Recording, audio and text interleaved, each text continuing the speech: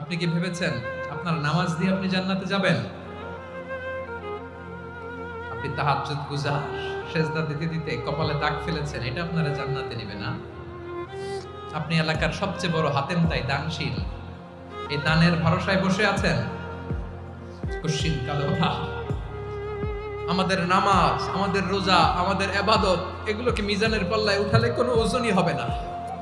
তবে আমাদের একটা কৌশল জানা আছে, আমরা আল্লাহর রহমতের ভিখারি। আমরা সেদিন আগেই গুনার স্বীকৃতি দিয়ে দেব। আমরা বলবো, আল্লাহ তুমি প্রশ্ন করার আগে তোমার একটা কথা বলি, আমারে কিছু জিজ্ঞেস করো না, আমি সব করেছি। এমন কোন পাপ নাই যে পাপ আমারে দিয়ে হয় নাই। তোমার রহমত দিয়ে তুমি জান্নাতে পাঠাবা, তোমার দয়ায় জান্নাতে যেতে চাই, আমল দিয়ে না। পারবেন বলতে? কিয়ামতের দিন আমরা বলবো, আল্লাহ আমার আমল দিয়ে জান্নাত চাই না, আমি তোমার দয়া দিয়ে জান্নাত চাই। তোমার দয়া ছাড়া আমার কোনো উপায় নাই।